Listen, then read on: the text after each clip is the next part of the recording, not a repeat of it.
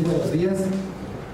Hoy es domingo 30 de marzo de 2014 y estamos a aproximadamente 18, 19 días de vivir la experiencia una vez más de la conocida y denominada Semana Santa, que como todos sabemos, este periodo de días junto con el de Navidad, 24-25 de diciembre, son los días en que más se pone atención hacia quién es Jesús, qué pasa con Jesús, qué pasó en su vida, qué representa para nuestra vida. Y nosotros como creyentes también debemos irnos preparando de acuerdo a como nos quiera preparar el Señor para poder vivir con toda la intensidad esos días.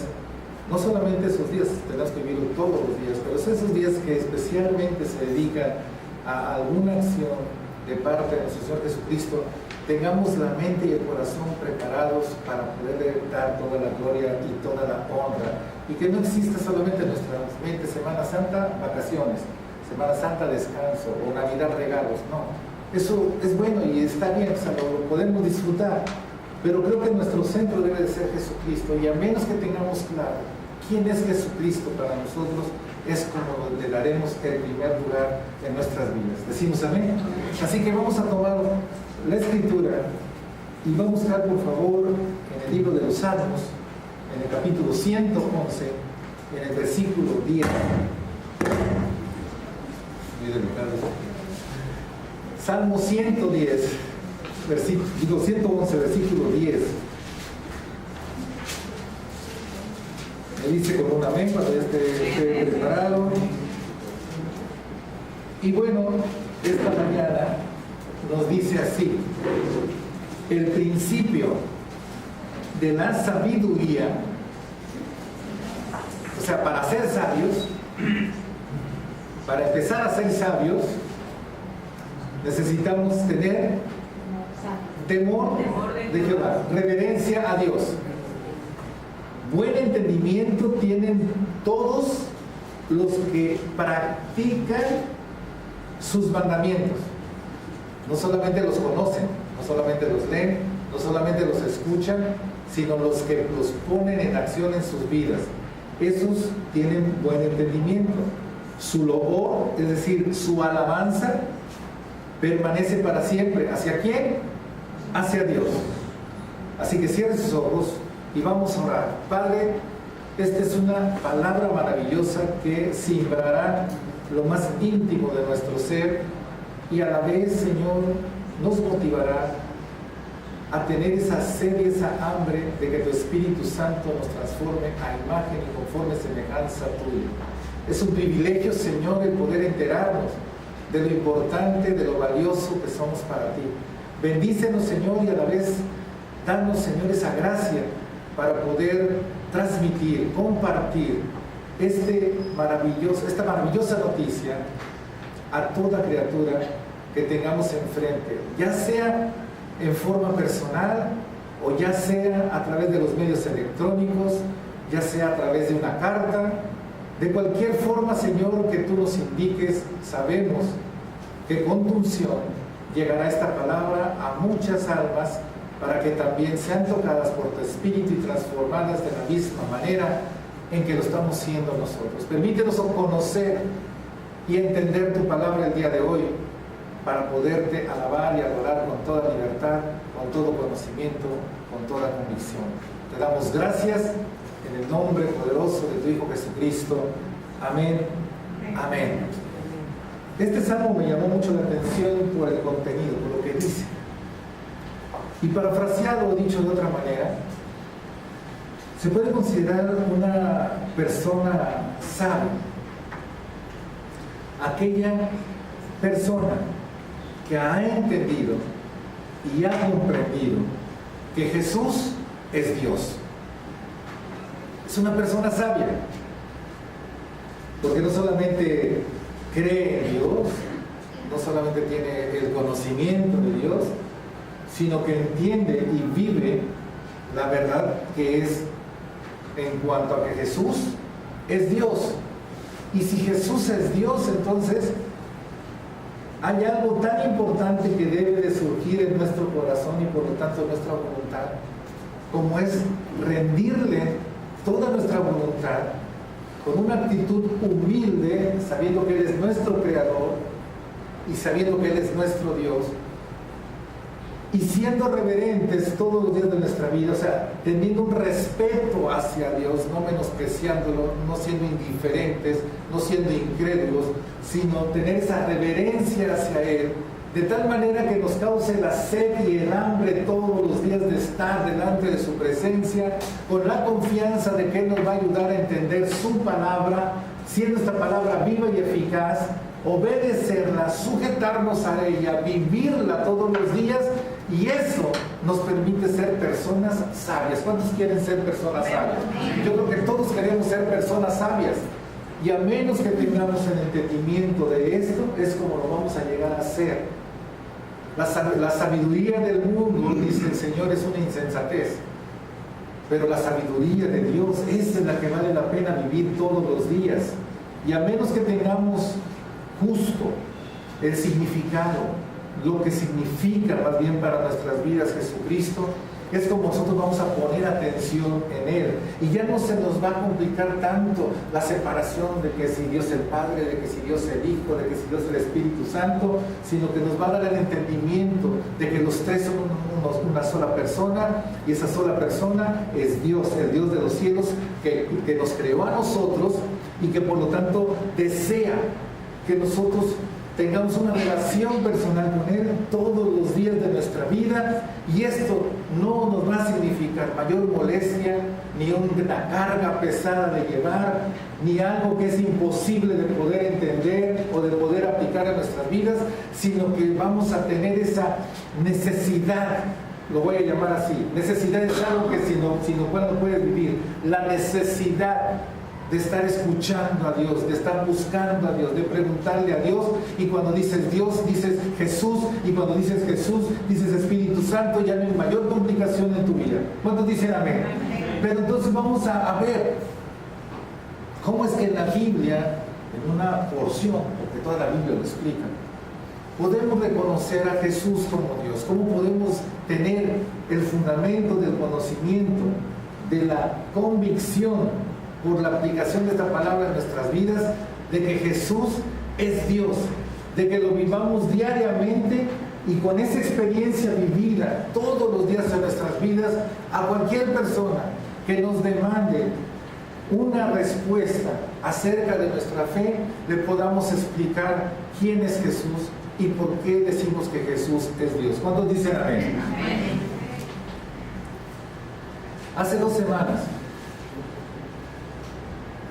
escuchamos, y digo escuchamos porque luego lo vi en el YouTube, una brillante disertación de parte del líder de jóvenes, de David Ramírez, que con su brillante inteligencia que Dios le dio, hizo una maravillosa exposición, un recorrido a través de toda la palabra, dando a entender cómo Jesús estaba en cada libro de la Biblia, bajo diferentes perspectivas, y que cuando lo ves así, te facilita mucho el entendimiento para poder abordar cada libro de la Biblia, y siempre con el pensamiento, aquí voy a ver a Jesús.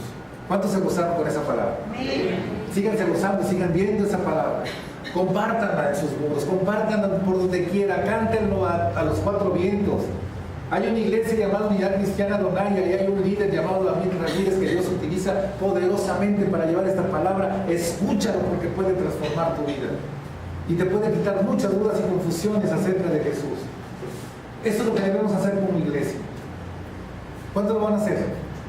Amén. Amén. Amén. Se está escuchando en el video. Amén. Amén.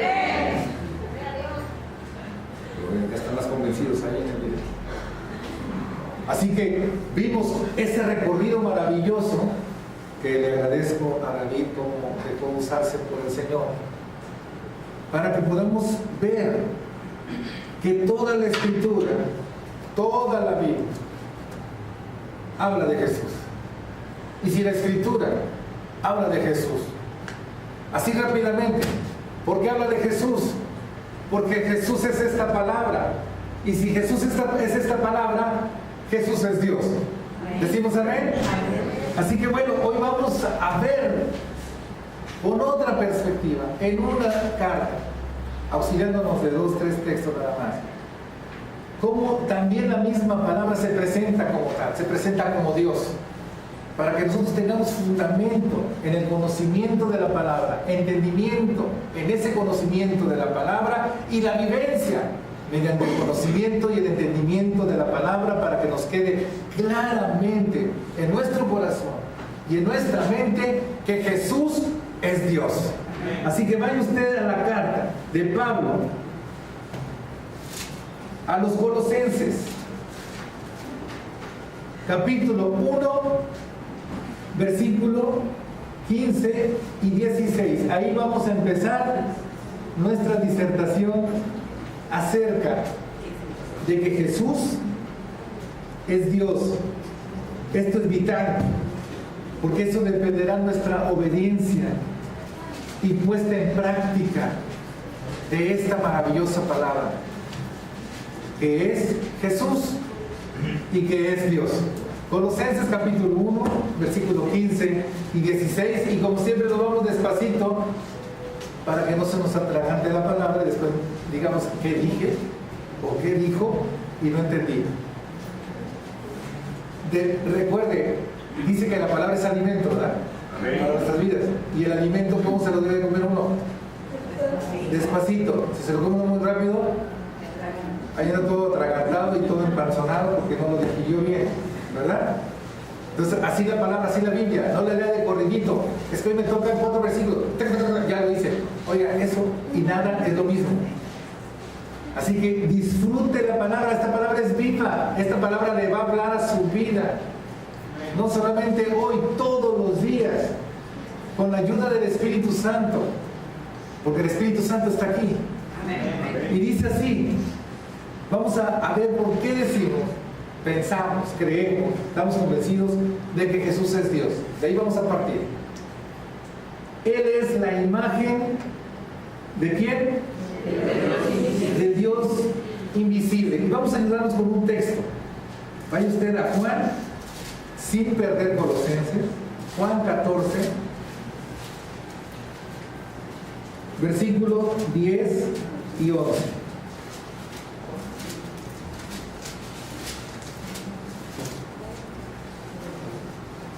Dice Colosenses que Él es la imagen, ¿quién? Jesús, está hablando de Jesús. Es la imagen del Dios invisible. ¿Por qué invisible? Porque Dios es espíritu. A ver, todos decimos, Dios es espíritu. Ahorita digo por qué lo enfatizo. Dios es espíritu. Si es espíritu, no lo agarramos, no lo vemos, no sabemos cuánto pesa, cuánto mide, etcétera, etcétera. Entonces, si Jesús es la imagen del Dios invisible, ¿qué dijo Jesús acerca de eso? En el capítulo 14, en el versículo 9, vamos a empezar desde el 9, Jesús le dijo al famoso Tomás: tanto tiempo hace que estoy con vosotros, perdona Felipe, y no me has conocido, Felipe. El que me ha visto a mí, ¿qué dice? Ha visto al Padre. ¿Cómo pues dices tú, muéstranos al Padre?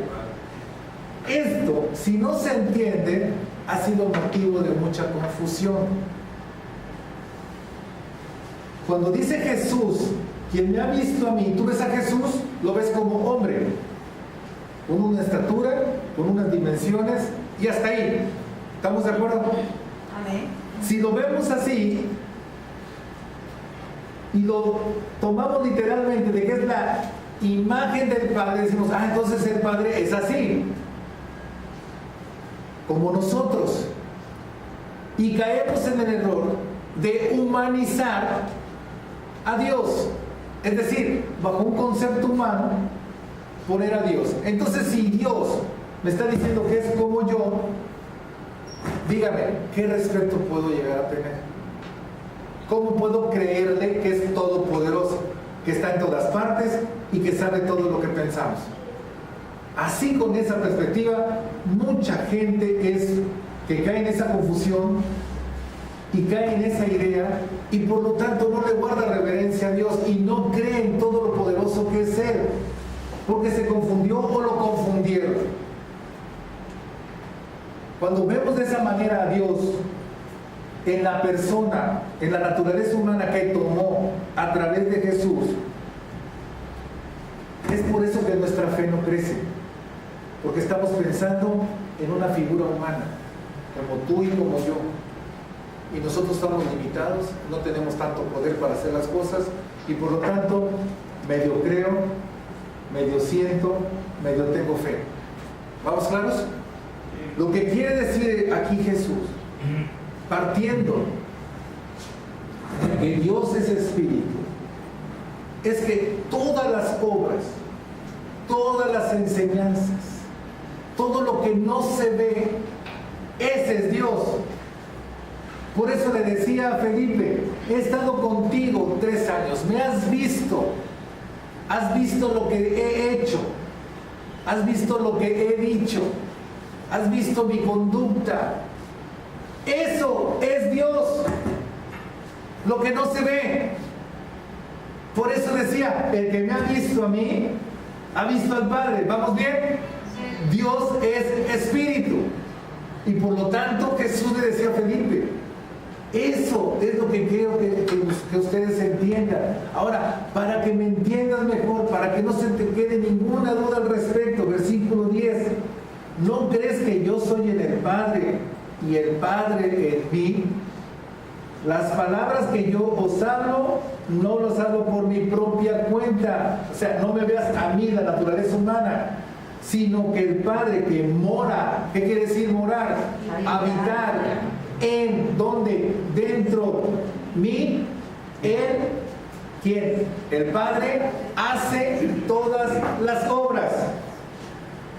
Creedme que yo soy en el Padre y el Padre en mí, de otra manera, creedme por las mismas obras. O sea, no nada más soy pura palabra, sino que son hechos, lo que demuestra lo que es Dios.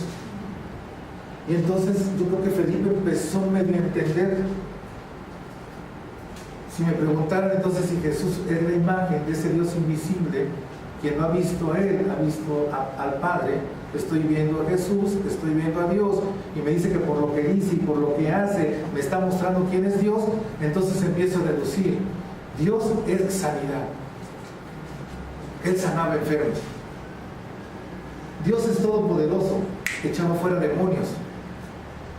Dios es sabio, porque nadie había oído hablar las maravillas como se le habían oído hablar a Jesús. Dios es inteligente, sabía cuándo actuar, sabía cuándo no actuar.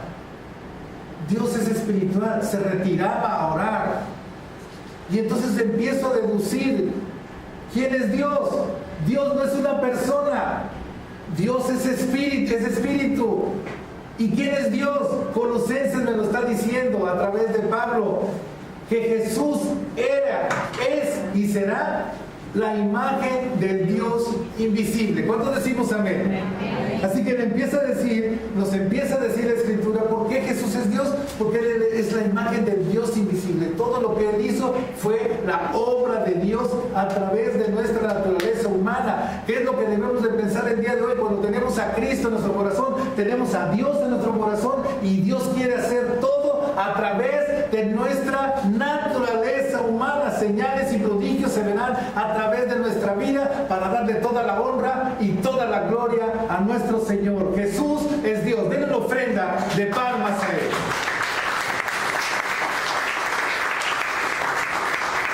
¿Vamos entendiendo? Segunda, dice que es el primogénito de toda creación. Primogénesis. La génesis del primero. El primer ser creado, dice, fui yo. ¿Y quién es el primer ser creado? Dios. ¿Y quién creó a Dios? Nadie. Es un misterio. Es increado. Para que hubiera todo esto, tuvo que haber un principio. ¿Y quién es el principio? Él. Él es la primera creación de todo el universo. Y se está refiriendo a Él mismo. Yo soy el primogénito de la creación. ¿Quién puede decir eso? Solamente Dios. La carta nos los está explicando. Después dice, porque en Él, en Jesús, fueron creadas, ¿cuántas cosas? Todas las cosas.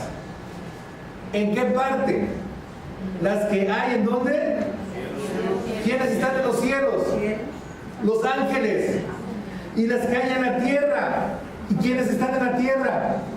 Nosotros, todas las especies animales, etcétera, de todas las etapas de la historia de la humanidad. Dice, visibles e invisibles.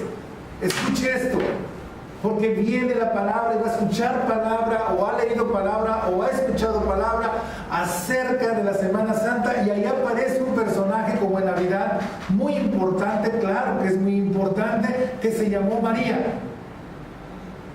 Pero consulte usted lo que dice aquí. Dice que Él es el primogénito, el primero. Y dice que en Él, ¿en quién? En el primogénito, ¿en quién? En Jesús, ¿en quién? En Dios, fueron creadas todas las cosas.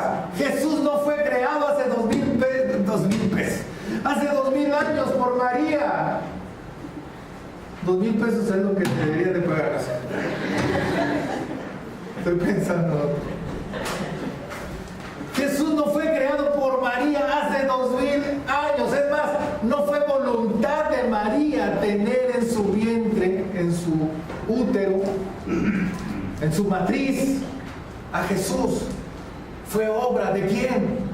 De Dios. A través de su Espíritu Santo fue concebido la naturaleza humana para Jesús, el Hijo de Dios, Dios.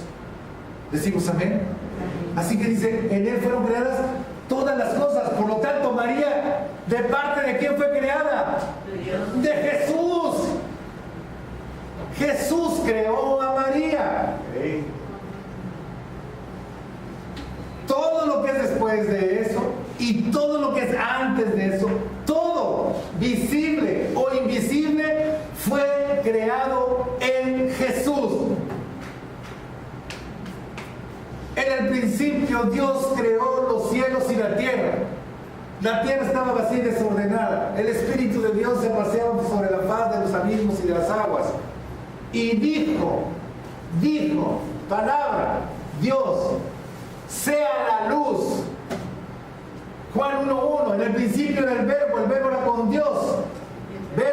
El verbo era Dios. Versículo 14 del primer capítulo de Juan dice que ese verbo tomó la naturaleza humana.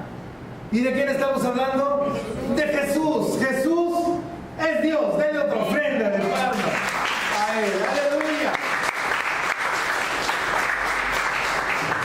Démosle gracias a Dios que nos abre más el entendimiento para poder tener solidez en nuestra fe.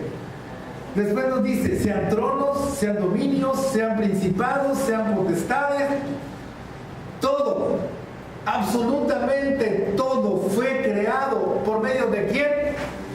De Jesús, de Él y para Él. ¿Quién tiene esa autoridad? Dios. ¿Y quién está hablando que la tiene? Jesús. Jesús es Dios. Aleluya. Qué hermosa palabra me regaló el Señor y nos está regalando este domingo.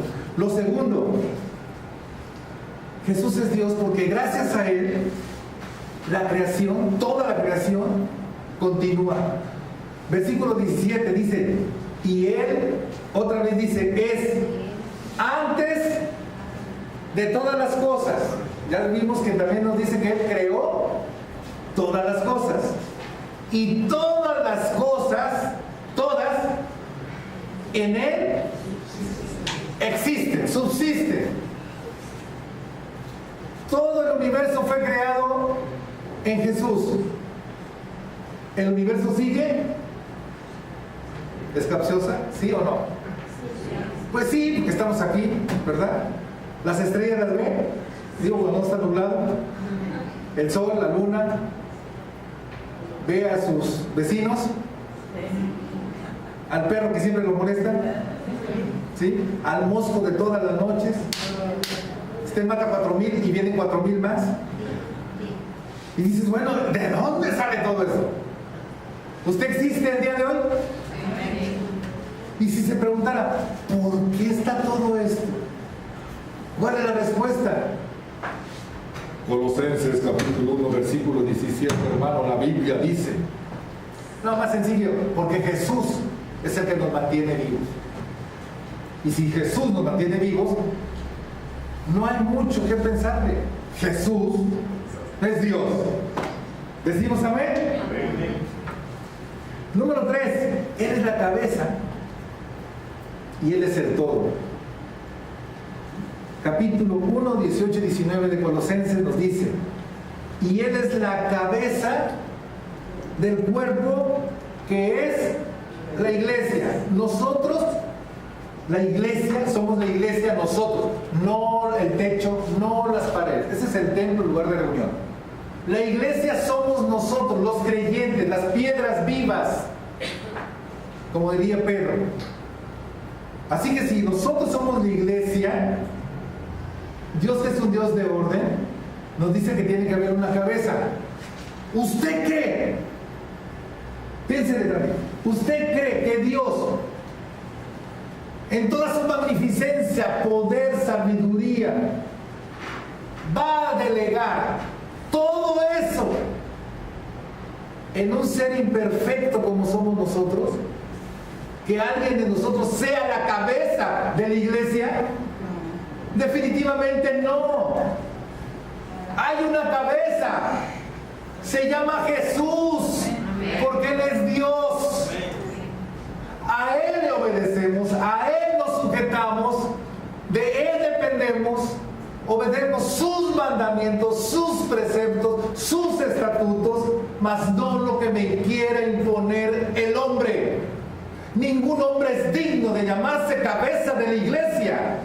Ninguno. Lo dice claramente aquí la Escritura. ¿Quién es la cabeza de la iglesia? Jesucristo. Y Jesucristo es Dios. ¿Nos queda claro? Así que dice, Él es la cabeza del cuerpo que es la iglesia, el que es el principio, el primogénito. Ahora dice otra cosa interesante, de entre los muertos. Si vemos lo divino, dices, ok, Dios lo divino. Pero ahora con nosotros los humanos, también es el primogénito entre los muertos. ¿Por qué? Porque Él con su naturaleza, tomando nuestra naturaleza humana, murió, pero resucitó y está a la diestra de Dios Padre, con todo y cuerpo humano. Se llama Jesús y Él es Dios. Decimos amén. Por eso dice, es el primero, generado como naturaleza humana y que está resucitado y que vive y reina por los siglos de los siglos. Denle otra ofrenda de palma a nuestro Señor Jesucristo. Él es Dios.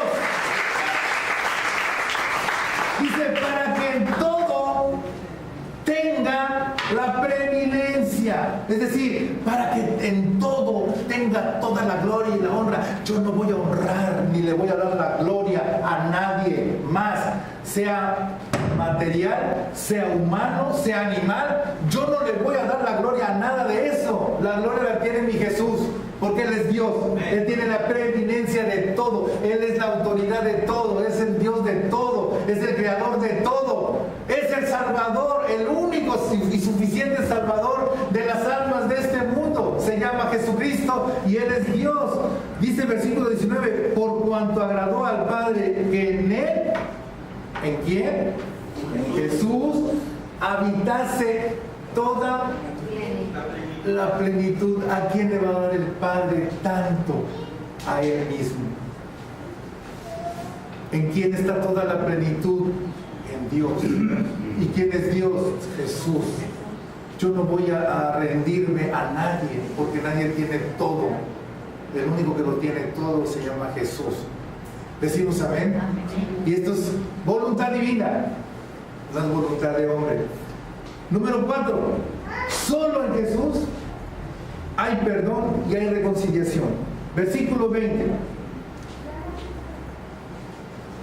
Dice, y por medio de él reconciliar consigo, o sea, con él mismo, todas las cosas, así las que están en la tierra como las que están en los cielos. No me voy a poner aquí a disertar aspectos teológicos en cuanto a qué tantas cosas abarca, si abarca a todos los ángeles, si abarca a todos los hombres, si abarca a todas las cosas. Simplemente dice la Escritura, él va a reconciliar consigo todas las cosas, las que están arriba en el cielo, las que están aquí abajo en la tierra, haciendo la paz mediante la sangre de su cruz. Y el punto que nos debe de importar en cuanto a reconciliación somos nosotros, la naturaleza humana. El hombre estaba irreconciliado con Dios por el pecado. En el momento que Adán y Eva pecaron, hubo una separación en la relación con Dios. Y no nada más de Adán y Eva, estamos hablando de toda la naturaleza humana, incluidos nosotros. Estábamos irreconciliados y así no podía haber una relación con Dios a menos de todos esos hombres y mujeres que aplicando su fe creyeron a Dios más que en un mandamiento de hombre. Y el primer caso, pues sabemos que es el padre de la fe y que se le fue tomado por justicia, pues tenemos a Abraham. Así que cuando la Escritura aquí nos dice que en él, consigo mismo, fueron reconciliadas todas las cosas, y que también él consiguió la paz por medio de la sangre en la cruz, está hablando del sacrificio en esa maravillosa cruz del Calvario. Pero vamos a entender un poco más, y aquí nos vamos a auxiliar primeramente del capítulo 2, versículos 13 y 14 de la misma carta a los Colosenses.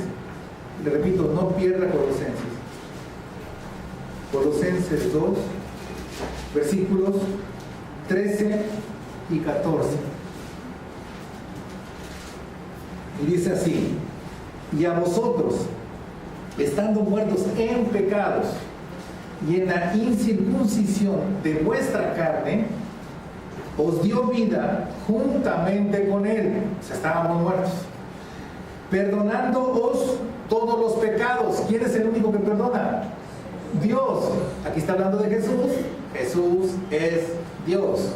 Versículo 14: anulando el acta de los decretos que había contra nosotros, que nos era contraria, quitándola de en medio y clavándola en la cruz. Y vamos a entender mejor a qué se refiere con que anuló el acta de los decretos, es decir, la ley, que nos era contraria. ¿Por qué? Gálatas capítulo 3, versículo 10 nos explica mejor este hecho que solamente Jesús pudo lograr. Dice la Escritura en Gálatas 3:10: porque todos los que dependen de las obras de la ley, es decir, todos los que se afanan en que si tú cumples los mandamientos de Dios solamente así eres salvo, están bajo maldición, pues escrito está: maldito todo aquel que no permaneciere en todas las cosas escritas en el libro de la ley para hacerlas. Y que por la ley ninguno, ¿cuántos? Ninguno se justifica para con Dios. Es evidente, porque el justo por la fe vivirá.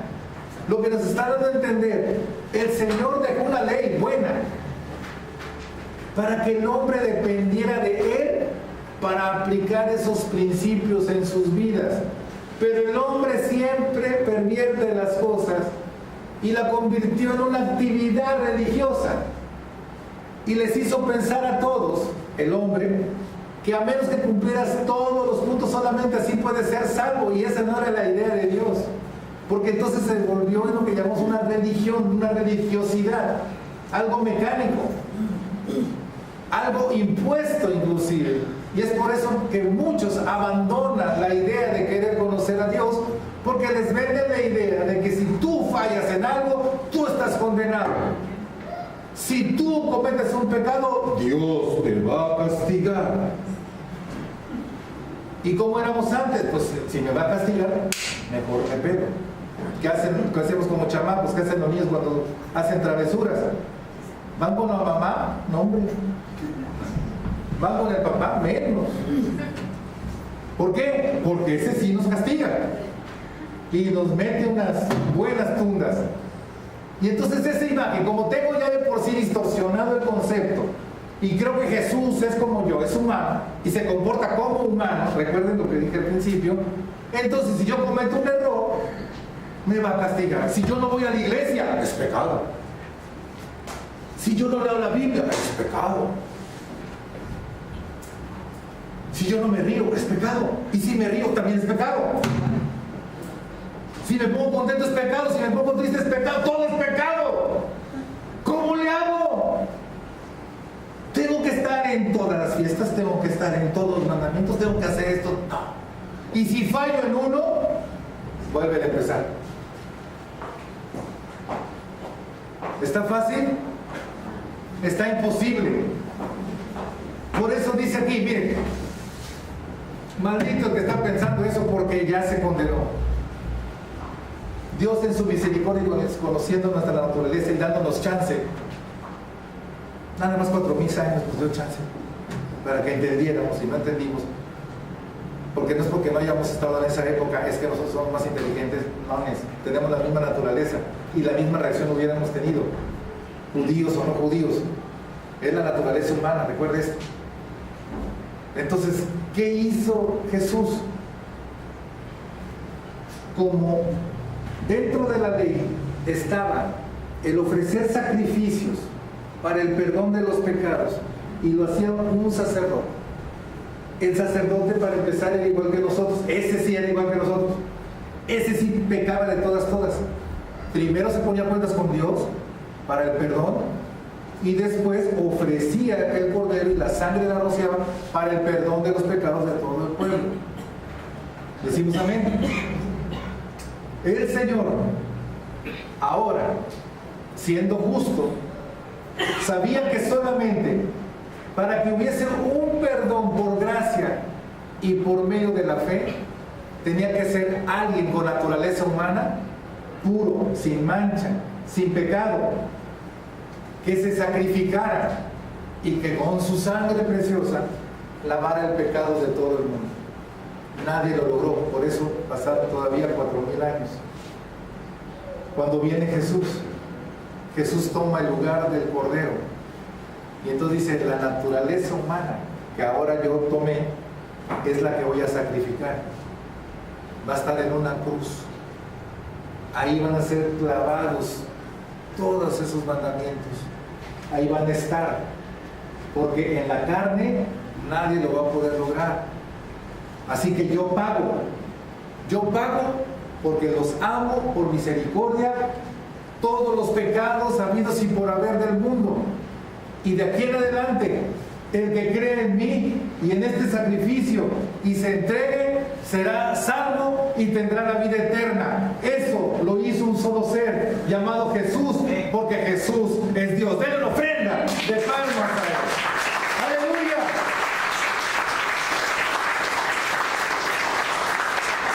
Y para completar este pensamiento, ahora vaya a Efesios, capítulo 2. Versículo 8 y 9. Dice así: porque por gracia sois salvos. ¿Por medio de qué? De la fe. Ya no habla de cumplir ley. Y esto no de vosotros, pues es don de ¿quién? De Dios. De Dios. No por obras, para que nadie se gloríe. La salvación no es por obras, no es por cumplir la ley, no es por venir a la iglesia, no es por leer la Biblia, no es por orar, cosas que sí debemos hacer, pero no significa que por eso somos salvos. Somos salvos porque hemos creído, y para haber creído es que tuvimos ya el conocimiento, el entendimiento, la comprensión, la aplicación de esta palabra, porque el único que nos convirtió en nuestro y nos está transformando a imagen y semejanza, se llama Jesucristo. Y entonces, en una convicción plena, pudimos ver nuestra naturaleza pecadora y saber y entender que nada, ni nada, nada de lo que nosotros pudiésemos hacer, ni nadie podía salvarnos, solamente aquel que ya hizo el sacrificio por mí en la cruz, y gracias a ese sacrificio y creerle, arrepentirme y pedir perdón, ahora tengo la salvación en mi vida y tengo la vida eterna gracias a Jesucristo, porque Jesucristo es Dios. Amén. Amén. Así que anote, por favor, esto no lo va a encontrar así con manzanas y peras. Esto me costó varios años entenderlo y luego ponerlo como se lo estoy compartiendo, gracias a Dios. Así que no te lo de esa manera. Hay muchas maneras más, hay muchos estudios más, y usted lo puede disertar y lo puede explicar mucho mejor que yo. Gracias, ojalá yo lo escuchara a usted, porque entre mejor entendimiento tengamos de la palabra, más beneficio tenemos al poderla vivir. ¿Sí? ¿Decimos amén? Amén. Número 5. Solo Él nos puede transformar en su imagen y semejanza. Ahora sí, regresa a Colosenses, al capítulo 1, al versículo 21. Y dice así: y a vosotros también, que erais en otro tiempo, ¿cuándo? En otro tiempo.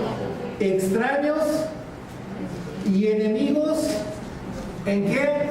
En vuestra mente. Entonces, nosotros antes de aceptar a Jesús, somos extraños y somos enemigos. ¿De quién? De Jesús en nuestra mente. ¿Por qué? Porque no le conocíamos, porque teníamos un conocimiento distorsionado, porque no nos había interesado, porque habíamos pensado que eso era nada más religión, fantasía, el opio de los pueblos y tanta tontería en la que nos dejamos engañar. Y por eso yo era extraño y enemigo en la mente, porque todo lo que yo pensaba era contrario a la voluntad de Dios. Y eso me hacía una persona pecadora. Y agréguele que tampoco sabía cómo lavar esos pecados, ni siquiera me interesaba si los lavaba o no, si me los perdonaba o no, porque no conocía a Jesús y por lo tanto no conocía a Dios. Así que, así como dice aquí, antes todos éramos extraños y enemigos. ¿En dónde? En nuestra mente. En nuestra mente se empieza a generar todo. Por lo tanto, ¿qué hacíamos? Malas obras. Cuando tú no estás con el conocimiento, el entendimiento y la convicción de Jesús, así estés aquí en la iglesia, eres un enemigo y eres extraño ante Jesús en tu mente. ¿Por qué?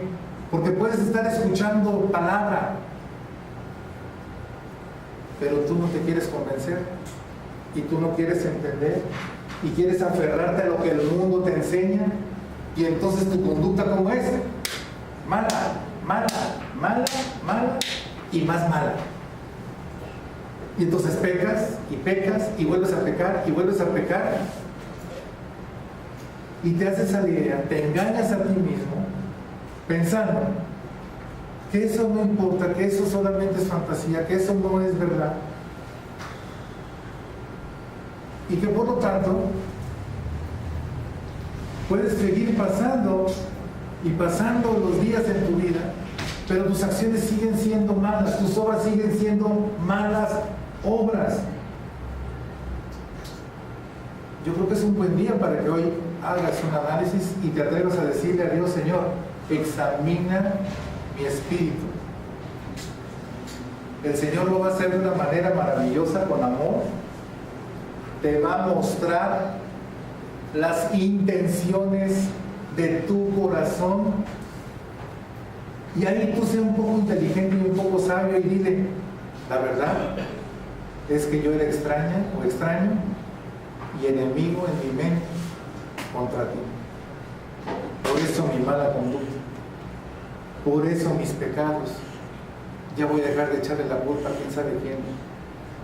Yo lo permití por ser extraño y enemigo en mi mente, y por lo tanto mi conducta había sido mala. ¿Decimos amén? Recuerda, el Espíritu Santo está tratando con usted y lo va a hacer amablemente, no le va a ir a golpear, ni le va a estrangular, ni nada de eso. Nada de que Dios apriete y no ahorca. Ese es otro Dios, no el que yo tengo, ¿verdad? Dios es amor y te trata con amabilidad y te va a enseñar precisamente lo que debemos de corregir antes de continuar una loca carrera de perdición, motivado por el pecado que hay en nosotros, sin permitirnos conocer al verdadero Dios. Así que, haciendo malas obras, antes éramos eso. ¿Cuántos? Todos nosotros. Ahora tiene que haber una hora. Debe de haber un antes y un después. Yo creo que ya sea un después. Ahora, dice, os ha reconciliado en su cuerpo de carne por medio de la muerte. ¿Qué quiere decir? Él tomó nuestro lugar para poner nuestra carnota, donde están todos nuestros deseos pecaminosos, clavarla en esa cruz. Y entonces todos nuestros deseos carnales, malos deseos, toda nuestra perversidad, todo nuestro engaño, toda nuestra mentira, cuando tenemos a Jesús y aceptamos a Jesús y creemos en su sacrificio, todo quedó en esa cruz. Ahí quedó clavado, no solamente los mandamientos, el acta de los decretos, el pagaré que teníamos que pagar, que nunca íbamos a pagar, sino también todos nuestros pecados quedaron clavados en esa cruz, para presentarnos a todos. Fíjese usted, para presentarnos a todos los creyentes. ¿Quién? Jesús. ¿Quién nos va a presentar? Jesús es el que está diciendo que Él pagó. Nos va a presentar como santos. Santos. A mí no me presenta nadie como santo. Yo no necesito ningún conclave ni ninguna votación. Ni usted tampoco. Lo único que necesitamos es un conocimiento sólido, fundamento sólido, fe sólida y firme en esta palabra, creerle a Jesús y dejar que ese sacrificio maravilloso nos llene y nos guarde y nos limpie de todo pecado. Y Él dice, te voy a presentar santo. ¿Quién? Jesús. Y sin mancha. ¿Delante de quién? Delante de Él mismo e irreprensible. No va a haber motivo de reprensión sobre ti. ¿Quién no puede hacer eso? Dios, no un hombre. Por favor, no un hombre. Jesús es Dios. Amén. Está hablando de Él y dice, yo te voy a presentar allá en el cielo, santo, es decir, apartado del pecado, sin mancha, sin pecado, irreprensible. No hay cosa que te pueda reprochar. Y cualquier chismoso que llegue ahí y diga, ay, pero si yo lo vi haciendo esto y esto, Señor Jesús le va a dar una cachetada, ¡pum!, cállate la boca. Le va a decir, ¿qué no leíste? ¿No sabes la escritura? Yo ya pagué por todos esos horrores que cometió mi hijo o mi hija. Ya está pagado.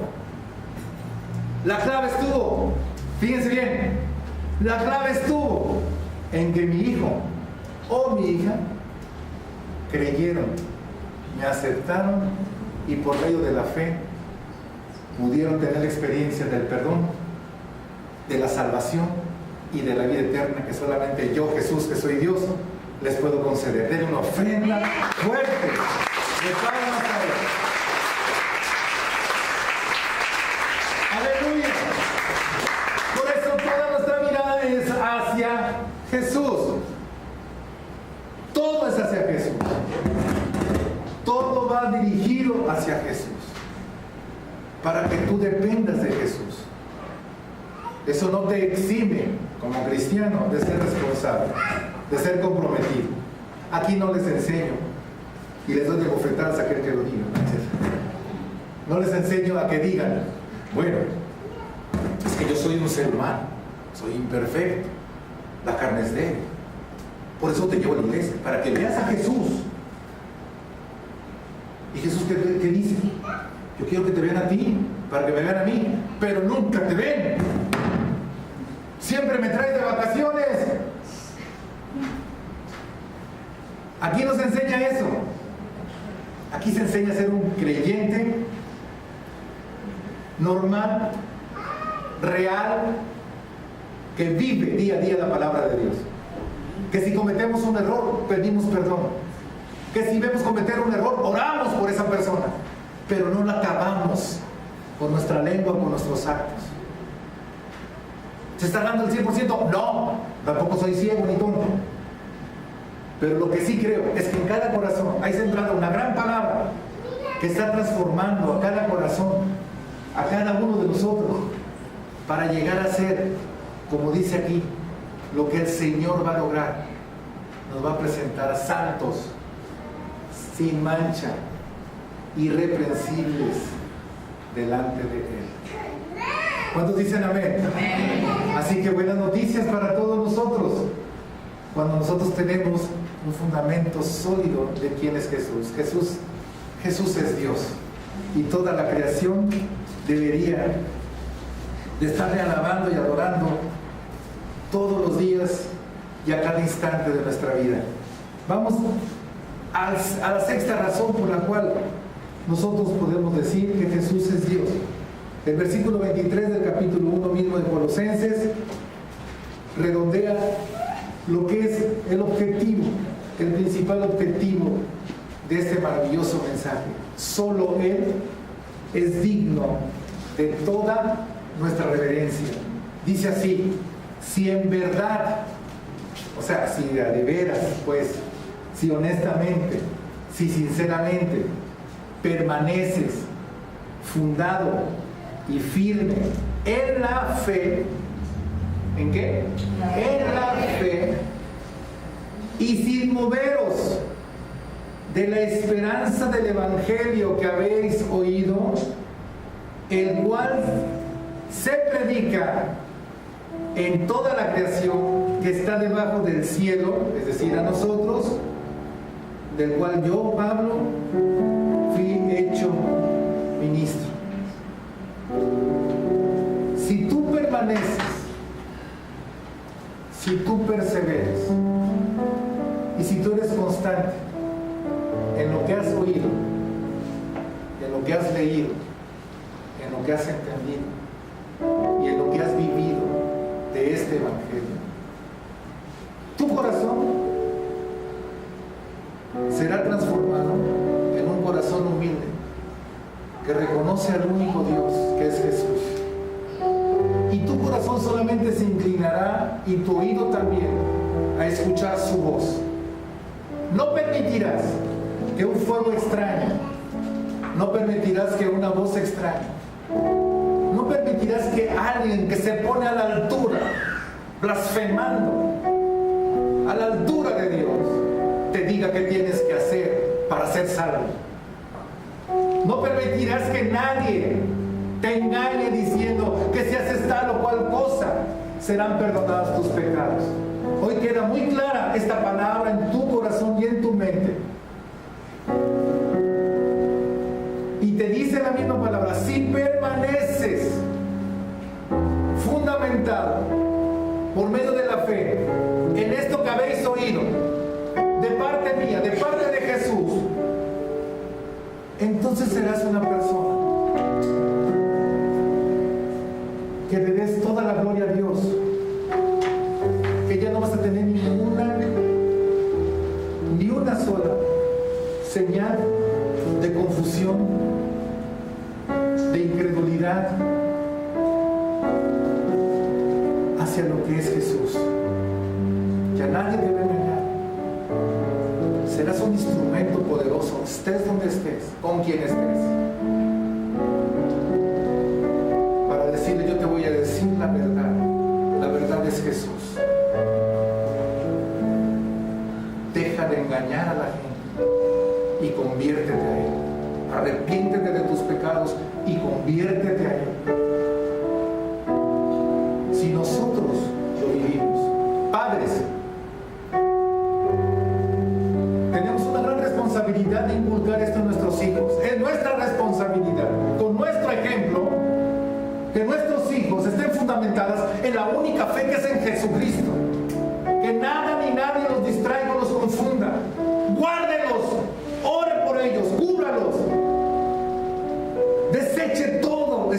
forma de religiosidad, de religión que antes tuvo en el mundo. Quítese todo aquello que el mundo le enseñó. Aprenda de la palabra de Dios. Aprenda de Jesús. Siga a Jesús. Y entonces usted verá el resultado en su vida. Y entonces usted verá el resultado en sus hijos. Deje de lamentarse porque mi hijo esto, porque mi hijo lo otro. Usted vaya delante de Dios, dígale: perdóname, Señor, porque yo mismo he pecado, porque yo mismo exijo y pido lo que no vivo.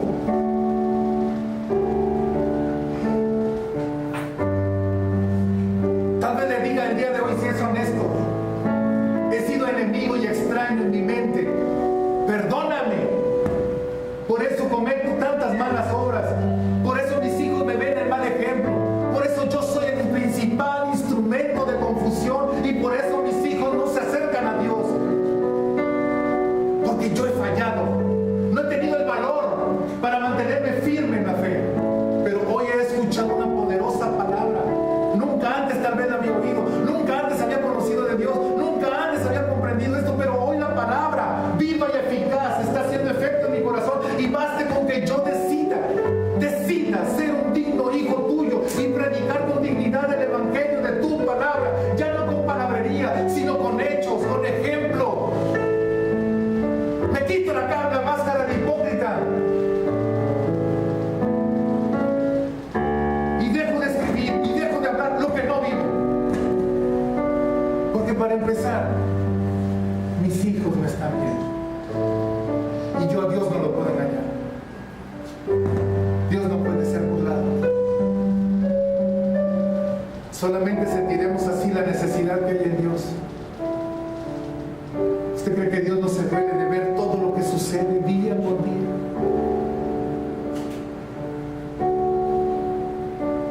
El nivel denigrante en que ha caído la humanidad. Gente en calzones protestando, quitándose toda la dignidad de la que puede tener un ser humano. Medio matando a una gente a patadas, descargando toda una ira contenida en un corazón que no conoce a Dios, violando niños, violando niñas, violando mujeres, robando, pisoteando, matando, secuestrando, drogando, prostituyendo, pugnando por leyes que son contrarias a la voluntad de Dios. ¿Usted cree que no se duele? Y dice: ¿dónde está mi iglesia? ¿Dónde están mis hijos? Yo los observo y veo que son iguales que el mundo. Solamente dicen que son cristianos. Esto es una palabra directa y dura. Porque ¿sabe qué? A Dios le duele su vida y le duele sus hijos, el ejemplo que usted está dando. Deje de poner pretextos y justificaciones. Hágase responsable delante de Dios y dígale: Señor, no lo he hecho, he sido una pecadora o un pecador, he blasfemado contra ti, me he portado mal, he pecado, hasta con dolo he pecado, me trato de justificar porque me gusta la comodidad, porque no me gusta ser cristiano, porque no me ha gustado esto, pero hoy entendí, no puedo seguir despreciando lo que tú eres. Me dejé convencer cómodamente y así actué. No tengo compromiso, medio hago, medio no hago, medio pienso, medio no pienso, medio soy cristiano, medio no soy cristiano. Jesús es todo o nada, porque Él dio todo. No dio media vida ni media sangre, dio todo por ti y por mí.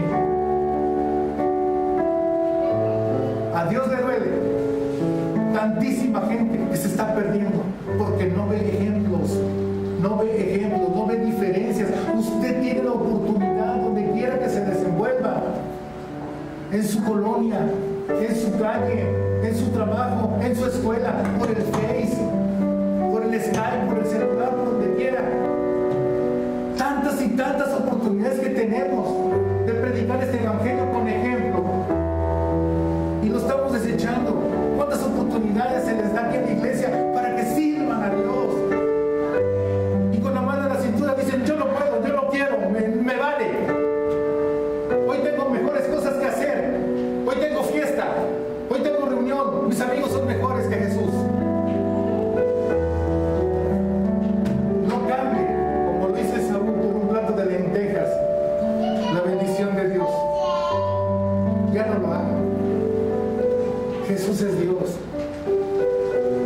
su corazón lo tiene que preparar así.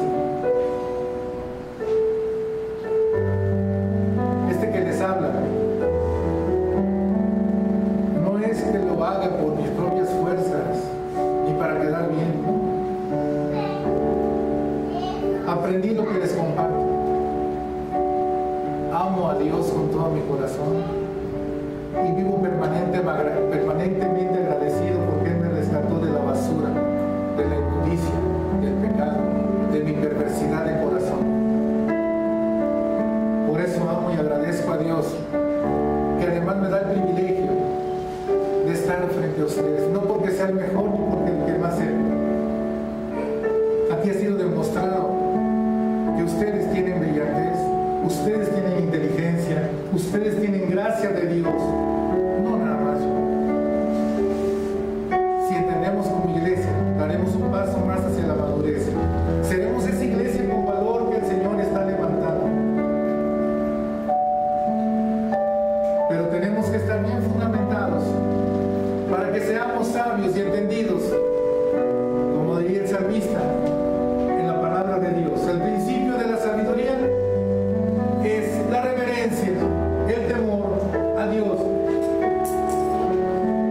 Pero a Dios tú le tienes respeto y le tienes reverencia solamente cuando lo conoces, cuando mantienes una relación personal con Él. De lo contrario, solamente vives una religión, solamente vives un conocimiento.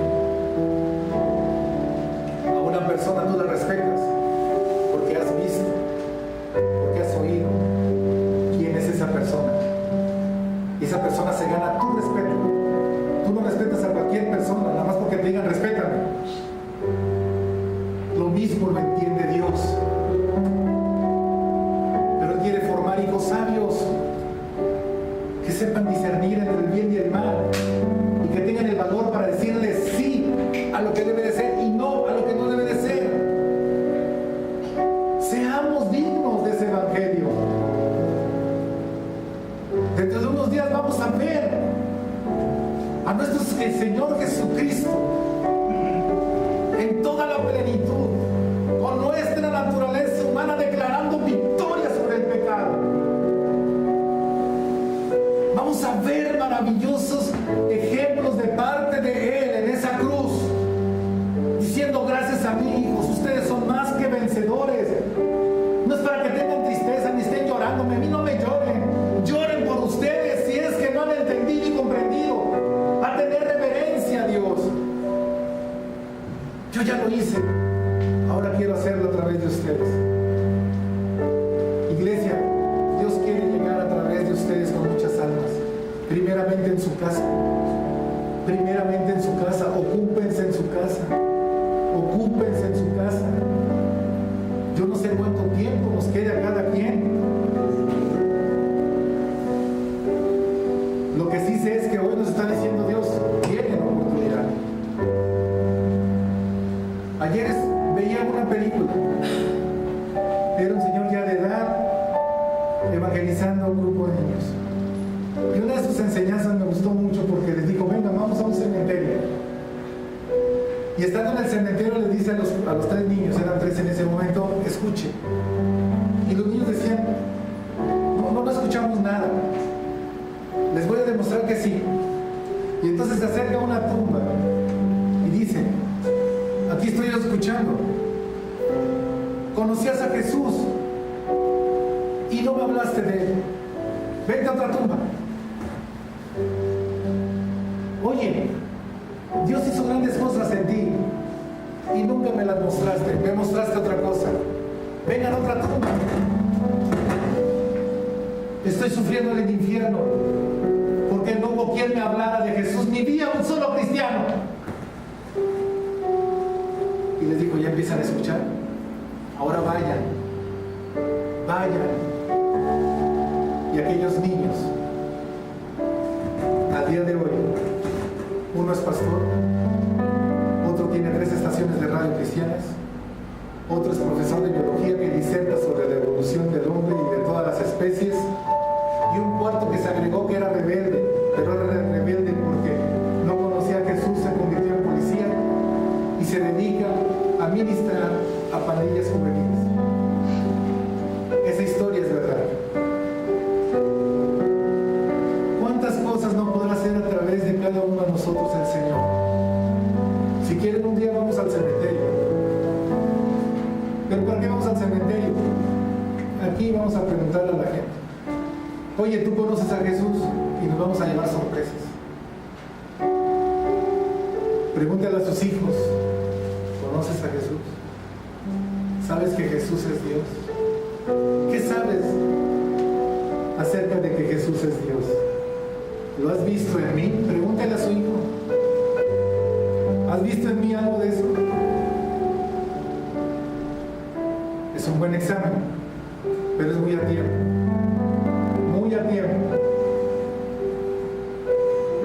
Vamos, iglesia, a hacer caso a lo que Dios nos dice hoy. La buena noticia: todo esto es para hoy. En Él podemos ser reconciliados, en Él podemos ser perdonados, y en Él podemos subsistir, y en Él podemos hacer un cambio a la historia de nuestras vidas, de nuestros hijos, de nuestra familia y de muchas familias. Para gloria de Dios, les digo,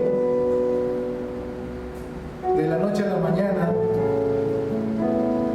y es porque se cumple la palabra. Él dice que te pondrá por cabeza y no por cola. Sin yo pensarlo, idearlo o planearlo, me convierto en pastor de más de 50 amigos. Algunos aceptarán, algunos lo pensarán, otros ya están bien convencidos. Dios puede hacer muchísimo más contigo si tan solo el día de hoy eres sincero o sincera y le dices: Señor, ya no quiero ser ese enemigo en mi mente, ya no quiero seguir haciendo malas obras, ya no quiero fingir que soy tu hijo sincero con mis hechos. Yo quiero llegar a decir, como tú lo dijiste a Felipe: quien me ha visto a mí, ha visto a Jesús, y Jesús es Dios. ¿Cuántos dicen amén? Amén. Así que pónganse en pie, iglesia.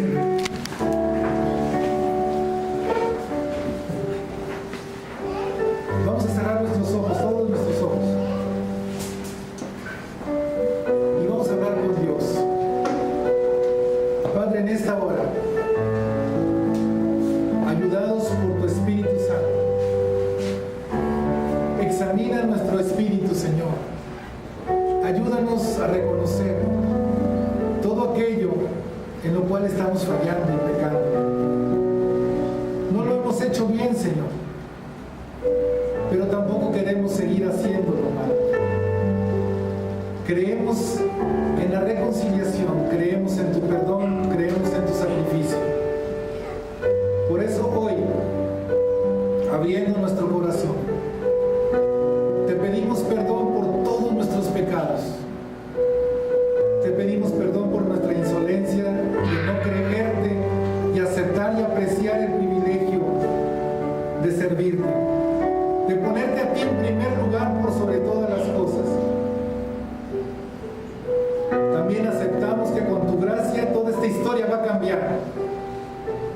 Y quiero, Señor, con toda humildad te lo pido, ser poderosamente usado por ti, porque empiezo a sentir la gran necesidad que hay en tu corazón por llegar a las almas de tanta gente, conocidos o desconocidos, que en este momento se están perdiendo, porque no te conocen a ti, porque viven sin esperanza, porque viven con coraje, con dolor, con ira, con tristeza, con frustración, con enfermedad. Señor, quiero ser tu instrumento para bendecir a mi familia en primer lugar y para bendecir a toda persona que a tu voluntad tú pongas delante de mí. Quiero ser digno de ti y predicar dignamente tu evangelio. Quiero ser sabio, pero para eso doblego mi ti, para ser reverente, obedecerte, apreciarte y obedecer cada uno de tus mandamientos. Te lo pedimos todos, dándote gracias, sabiendo que hoy es un día glorioso,